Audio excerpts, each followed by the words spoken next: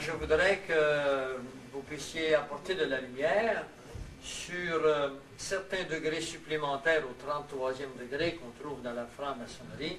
Où se trouvent ces degrés supplémentaires et, selon votre avis, pourquoi existe-t-il à ce niveau-là? Bon. D'abord, il y a 33 degrés connus de la franc-maçonnerie. Du premier degré au 33e degré, c'est pour tout le monde. Normal, automatiquement, les francs-maçons nous enseignent qu'ils sont là pour lutter contre l'Église catholique de Rome. Mais la franc-maçonnerie a été créée par l'Église. À partir du 34e degré, vous avez déjà des prêtres. Il y a des pasteurs aussi qui sont là-dedans. Des surintendants aux États-Unis. Vous avez des rabbins. Vous avez des prêtres. On avait deux sikhs. Vous avez des musulmans. Vous avez des hindous. Vous avez même des bouddhistes qui sont là-dedans. Alors, plus que vous montez dans les chambres hautes, plus que le nombre est réduit, plus que les personnes sont importantes. Vous avez des représentants du système bancaire. Vous avez des représentants des grandes multinationales, comme les compagnies d'aviation, toutes ces choses-là. Alors, remarquez que quand il y en a une qui tombe, toutes les autres tombent. Hein? Ils sont en train de perdre du pouvoir. Vous avez des chefs religieux.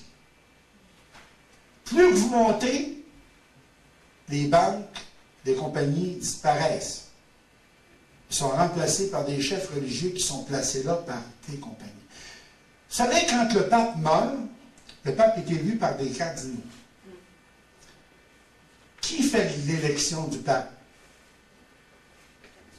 C'est pas les cardinaux, c'est les chefs d'État.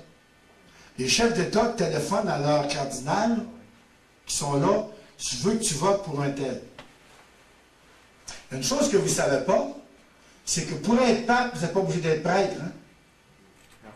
Tout homme mâle, c'est marqué comme ça dans la Constitution de la loi canonique, tout mâle catholique romain pratiquant, ayant une bonne conduite et n'ayant pas subi de scandale ou de faillite depuis 5 ans, peut être élu pape. Même vous, Frère Gilbert, on pourrait vous suggérer la prochaine fois. Vous auriez le pape à Alma. Je ne sais pas si ça va être une bénédiction, mais en tout cas. Alors, le pape est élu par les chefs d'État.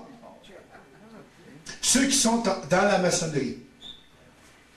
Alors, les hauts degrés, plus vous allez en haut, plus vous allez en haut, plus vous allez en haut. Le pape Paul VI a été le seul pape au monde en ayant une tiare avec 4 couronnes. La tiare du pape représente 3 couronnes. Le pape est roi 3 fois. En plus de se proclamer roi des rois. C'est là son blasphème. Le pouvoir religieux, le pouvoir politique et le pouvoir monétaire. Et Paul VI était le grand maître suprême de la franc-maçonnerie mondiale. Parce qu'il y a 2 pyramides. Il y a la pyramide européenne et la pyramide nord-américaine. Le grand maître de la pyramide nord-américaine et le grand maître de la pyramide européenne sont le 38e degré. Ils sont 2. On ne sait pas. Je sais qu'il y a des chefs religieux, puis c'est tous des religieux qui sont là-dedans. Mais le chef suprême était Paul VI. Le dernier qui a été connu était Paul VI, puis il s'est dévoilé sans pouvoir le faire par sa tiare. C'est 4 couronnes. Parce que Paul VI avait donné sa couronne aux Nations Unies quand il était allé aux Nations Unies. Puis quand les chrétiens ont découvert le Vicarius Filii en dedans, et qui ont découvert le degré de Paul VI dans la maçonnerie, ils ont fait disparaître la tiare, elle n'existe plus maintenant.